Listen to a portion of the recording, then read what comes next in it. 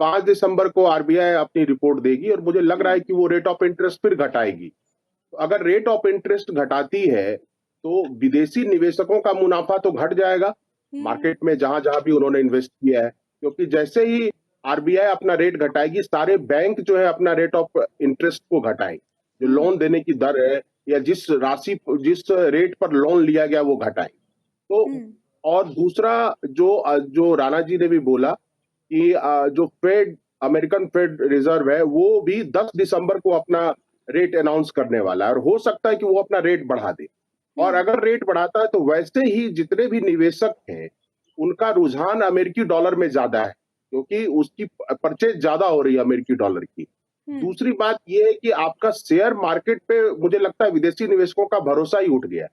FII हो चाहे foreign institutional investors हो या आपका फॉरेन पोर्टफोलियो इन्वेस्टमेंट हो, वो हम्म। बहुत बड़े पैमाने पर निकासी कर रहे हैं आपके शेयर मार्केट से। तो नहीं, तो ये ऐसा चिंता क्यों की हो बात रहा है? होनी यही चाहिए। तो सबसे बड़ा सवाल है कि विदेशी निवेशकों का भरोसा क्यों उठ गया है? देखिए, जब ट्रेड वार शुरू हुआ हम्म। यूएस और चाइना के बीच, तो चाइना ने स्टिमुलेट पैकेज दिया। हम्म। तो बहुत सारा पैसा जो है वो चाइना के शेयर मार्केट में चला गया निवेशकों का, क्योंकि वहां मुनाफा ज्यादा हो रहा है। लेकिन हम्म। ऐसी परिस्थिति में जब भारत पे आपको 50% एक्स्ट्रा टैरिफ लग गया, तो भारत सरकार ने कोई स्टिमुलस पैकेज नहीं दिया इन्वेस्टर्स को, या ना हम्म। लोकल इन्वेस्टर्स को दिया, ना फॉरेन इन्वेस्टर्स को, फिर तो देने की बात ही नहीं। तो ये सवाल ये है कि आपके रुपए में भरोसा कमजोर हुआ है।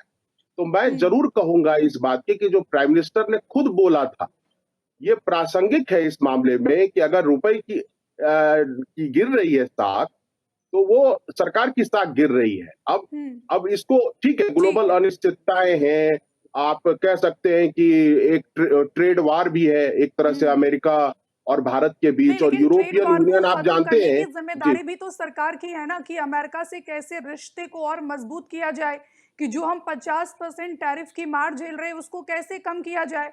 सही बोली कि जब मनमोहन सिंह जी की सरकार थी, हम्म। तब $120 पर बैरल के हिसाब से तेल खरीदती थी सरकार, और हम्म। तब भी तेल के दाम कम और इकोनॉमी भी ठीक ठाक ही थी। देखिए, है क्या कि हमारे ऊपर ठीक है। 722 बिलियन डॉलर का कर्ज भी है, तो यह भी एक चिंता की बात है। और ठीक है। आरबीआई क्या कर रही है? आरबीआई इसको मॉनिटरिंग करने में डॉलर खर्च नहीं कर रही है अपने ठीक हिसाब है। से। ठीक तो है। आने वाले ममता जी, वक्त में ठीक है रुपए कृपाल जी, और मैं गिरेगा, लौटूंगी आपके रुपए और पास। गिरेगा। जी, लेकार में भी गिरा है। मनमोहन सिंह के कार्यकाल में करीब 29% रुपया गिरा। मोदी सरकार के कार्यकाल में 54%। लेकिन सबसे बड़ा सवाल है कि आखिरकार इसका सॉल्यूशन क्या है? देखिए, पहला तो सॉल्यूशन ये है कि अमेरिका के साथ ट्रेड एग्रीमेंट हमारा हो। सबसे हम्म। पहला सॉल्यूशन यही है। हम्म। और दूसरा सॉल्यूशन है कि सरकार जो स्टिमुलस पैकेज दे, जिससे कि इन्वेस्टर्स का जो है भरोसा पैदा हो। और हमारा देखिए जो कर्ज है, मैं यही बाइफरकेट कर दूं, जो हमारा कर्ज है, लॉन्ग टर्म कर्ज जो है वो $611 बिलियन, हम्म। और जो हमारा कर्ज है उसका टोटल जो डॉलर में है वो 53.8% है। हम्म। तो आप समझिए लगभग 54% हमारा कर्ज डॉलर में है। और इन फॉरेन इन्वेस्टर्स को ये लगता है कि आगे 1-2 साल में अगर हमारा फॉरेन एक्सचेंज रिजर्व कम हो गया, क्योंकि एक हमें अपना कर्ज भी देना है डॉलर में, हम्म। उसके ब्याज भी देने हैं डॉलर में, और जो हमारा व्यापार घाटा है, जो संचयी व्यापार घाटा था मार्च में, वो हम्म। 153 अरब डॉलर था। तो आप सोचिए कि एक कर्ज को भी मैनेज करना और जो अपना व्यापार घाटा है उसको भी मैनेज करना। और हम्म। अगर आपका ट्रेड डील नहीं होता है यूएसए से, तो आपका जो डॉलर इनफ्लो है वो घट जाएगा, और डॉलर आउटफ्लो लगातार हो रहा है, क्योंकि ये भय है निवेशकों में कि आगे 2-3 साल बाद क्या होगा अगर अमेरिका के साथ एग्रीमेंट नहीं हुआ। और हम्म। कल परसों नहीं, पुतिन अगर जी भी आ विकास रहे जी हैं, मान लेते तो हैं अगर फिर अमेरिका के साथ हमारा एग्रीमेंट नहीं होता है, तो क्या इसका कोई दूसरा विकल्प नहीं है?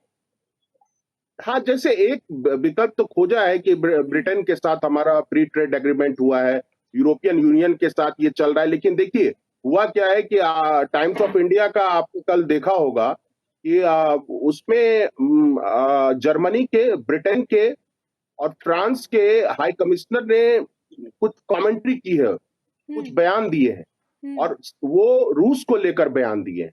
तो अगर पुतिन कल आ रहे हैं, कल इंडिया आ रहे हैं, कल या परसों आ रहे हैं, तो फिर उसका रिएक्शन आपको अमेरिका में भी दिखेगा और यूरोपियन यूनियन में भी दिखेगा, क्योंकि ज्यादातर रसिया जो है वो एनिमी माना जा रहा है पूरे वेस्टर्न यूरोप में, और वेस्टर्न यूरोपियन कंट्री के का ही कंट्रोल है यूरोपियन यूनियन में। तो आप यूरोपियन यूनियन के साथ भी फ्री ट्रेड एग्रीमेंट कैसे करेंगे अगर आपका रसिया से क्लोज जा रहा है मामला? तो बहुत कुछ उलझा हुआ है। देखिए, ये जो है कोई एक गुत्थी नहीं है जिसको सुलझानी है, इसका डोमिनो इफेक्ट होता है। तो बहुत कुछ देखना है, और मुझे लगता है कि एक चीज अगर मुझसे कहा जाए तो एक फॉरेन मिनिस्टर हमारा जो हमारा वित्त मंत्री हो, वो वित्त का एक्सपर्ट हो, वो सरकार को जल्द से जल्द जो है वो करना चाहिए। इससे पहले भी एक बार चर्चा हुई थी, तो मैंने कहा था कि निर्मला सीतारमण जी की जगह एक एक्सपर्ट जो है फिनांस मिनिस्टर चाहिए देश को, सबसे पहली जरूरत ये। हमसे जुड़े रहने के लिए हमारे YouTube चैनल को सब्सक्राइब करें और नई वीडियो की नोटिफिकेशन के लिए बेल आइकॉन को दबाएं।